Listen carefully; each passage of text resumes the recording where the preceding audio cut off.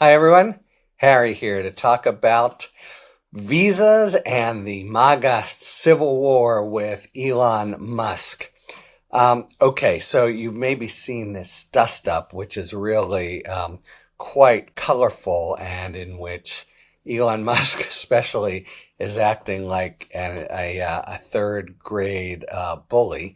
I did my Substack on it yesterday and laid out a lot of stuff about what's going on. The sort of incandescent moment was when Musk tweets out, X is out. I'm going to go to war on it. I will you in the face. I wrote about the show. Don't you just love that? In the face. Like, ooh, just you, but in the face.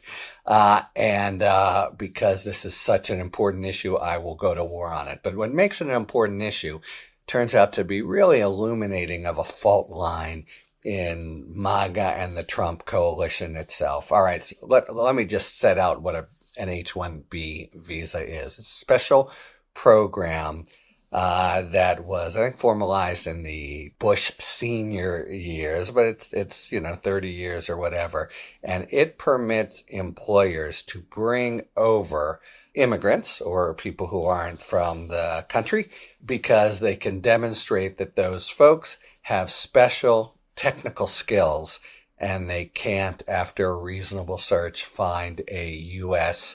citizen to fill the job. And they are used in a really robust way, especially in the tech industry. Last year, there were 85,000 of these visas issued. They go, I think, for 3 years and can be renewed. You have to have a bachelor's degree if you're the employer. You have to make a showing of specialized knowledge, although, the customs and immigration folks don't go and sift through United States citizens and try to find a similar employee. They take the word for it.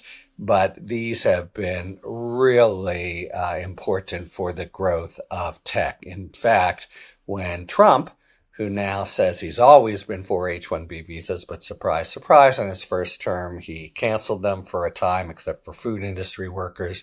The tech industry was really up in arms about it, the Google CEO, et cetera. Man, we need these things. And in a sense, they perfectly illustrate sort of the U.S. position on immigration. You want to be a magnet for the best and brightest. And it's often the case. You get the really phenomenally well-educated people from around the world, and they come to America.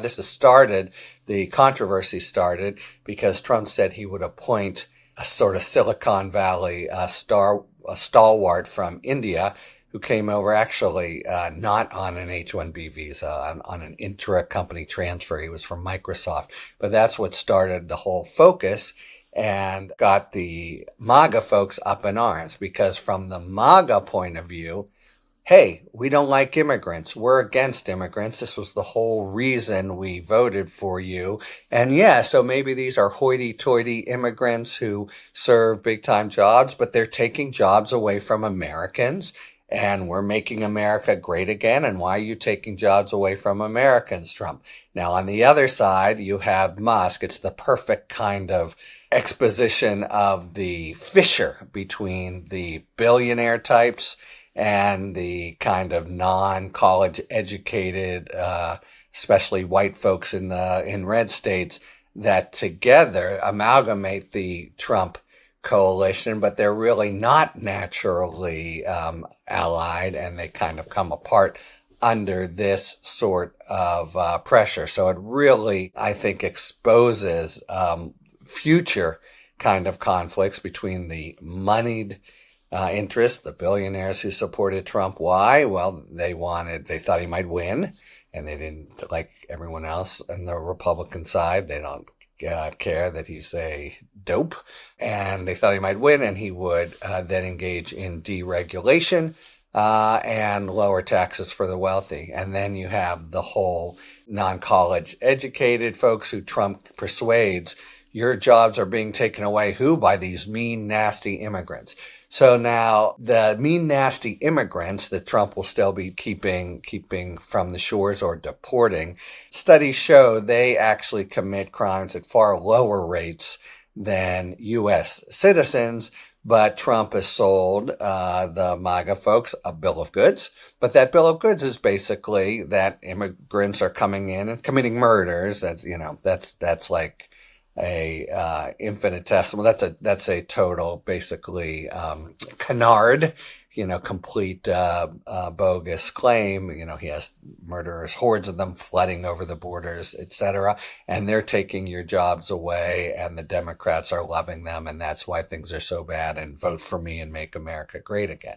All sounds good, but of course now on these other visas, Elon Musk and Vivek Ramaswamy and Trump is now supporting them, say, well, what do we want? We want the best and brightest. We want people attracted to our shores. Of course, that's part of what all immigration is, right? You want people to come here for a better chance. And even if they're not PhDs, they work hard in the industries where they're needed.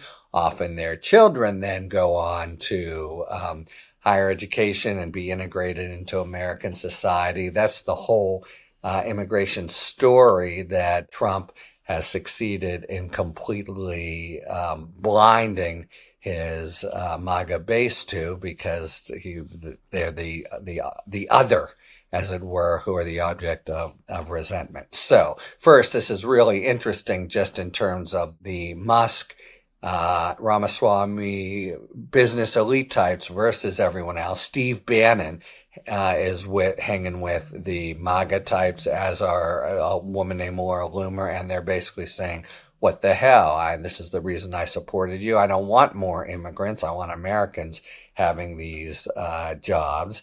And it's almost comic to see the contradiction in the Republican ranks, because, these are the good, nice, educated immigrants. But of course, they serve their purpose. Other immigrants help us in other ways.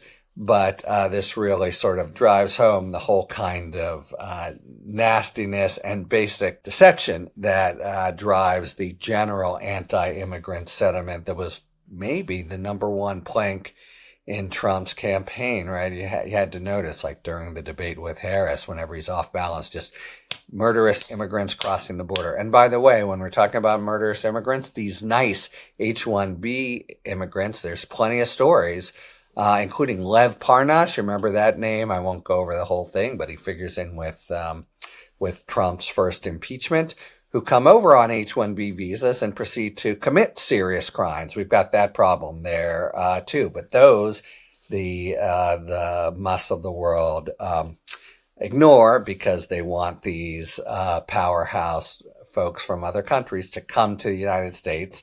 And of course, the United States has always been a beacon of hope, both for the best educated and the least educated people, to make their new start a new life here. So it is playing out, and Musk, as I say, it's one thing to see Laura Loomer and other MAGA guys getting kind of down and dirty, but Musk is, I will fuck you in the face. That's the way he put it. I'll go to war on this, the likes of which you cannot comprehend. So it's really exposing these sort of latent fissures in the Trump coalition. I think there'll be more of those to come. As I say, my Substack from yesterday goes into this in some depth and draws a lot of different points. So you might want to check that out. It's free unless you want to subscribe, in which case, great, and my appreciation. But in any event, you can check it out by going to Talking Fed Substack. Anyway, it's a very interesting kind of illumination of latent tensions within Trump land, and also of the figure of Musk. What's going to happen to him exactly? Will he continue to be at Trump's shoulder as he now is, if the MAGA base is up in arms about it? Main point, real contradiction between their support of H-1B visas for people America needs and everyone else who not only we don't need, and they're committing crimes and they're taking jobs away from good Americans, but you can say the same for H-1B. Talk to you later. Thanks for tuning in. If you enjoyed this video and other Talking Feds content, please take a second to like and subscribe. Talk to you later.